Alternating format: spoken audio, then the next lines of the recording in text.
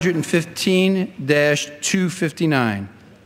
For what purpose does the gentleman from Washington seek recognition? Mr. Chairman, I have an amendment on the desk. The clerk will designate the amendment. Amendment number 35, printed in House Report number 115-259, offered by Mr. Heck of Washington. Pursuant to House Resolution 473, the gentleman from Washington, Mr. Heck, and a member opposed will each control 5 minutes. The chair recognizes the gentleman from Washington. Thank you, Mr. Chairman.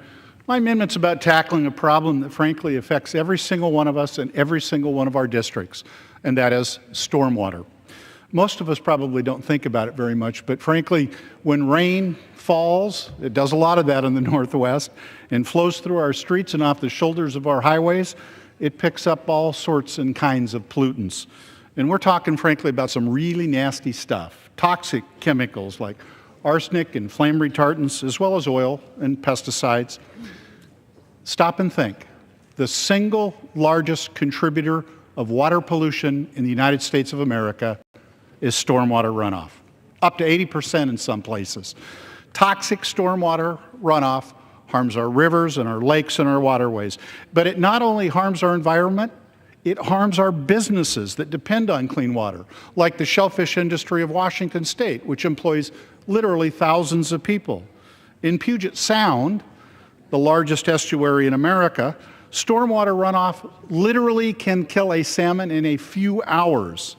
Well, salmon and other fish are a way of our life in Washington, to the tune of a $30 billion with a B dollar economy. Salmon also serve as a vital resource of immeasurable value for the 19 federally recognized tribes in the Puget Sound. Salmon is their way of life. They are called the salmon people. If we fail to address the problem posed by stormwater, these resources will continue to decline and our communities will continue to pay an avoidable price. So, what are we doing right now to stop this from happening? Well, the answer is a few things, but nowhere near enough. If we are going to truly address the problem, the federal government needs to do the basic, and that's set an example.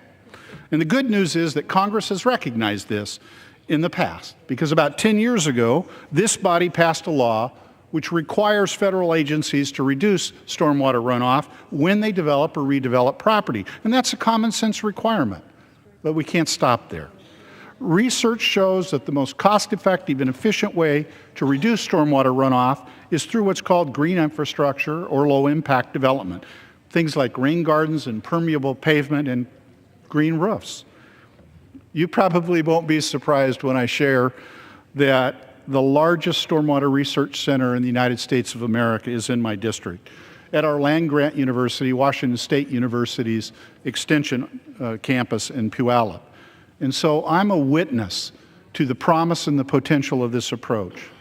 This amendment simply provides funding for the Army Corps of Engineers to determine to what extent they're using these technologies and techniques to comply with the requirements already imposed by Congress. Mr. Chairman, if we're going to help communities and businesses impacted by toxic stormwater runoff, it's crucial that the federal government set the example and lead the way. So I ask you to join me as responsible stewards of taxpayer dollars and ensure that federal agencies are using the latest and most efficient technology to manage stormwater runoff. Finally, I want to extend my deepest appreciation to the chair of the committee, my friend from Idaho, and the ranking member from Ohio very, very much. I urge adoption of this amendment, and I yield back, Mr. Chairman. The gentleman yields. The chair recognizes the gentleman from Idaho. Mr. Chairman, I claim time in opposition, although I am not opposed to the amendment. Without objection, the gentleman is recognized. Mr. Chairman, I agree with what the gentleman is trying to do. I would just point out again that this amendment does not direct the funds to any particular activities, so it will actually take some coordination with us and some conversation with the Army Corps of Engineers to make sure that this goes in the area that we would like it to go to study just what the gentleman was talking about.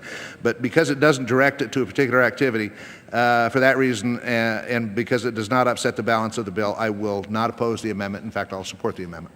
Yield back the balance of my time. The gentleman yields the balance of his time.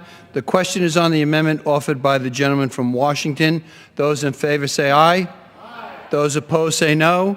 In the opinion of the chair, the ayes have it. The amendment is agreed to.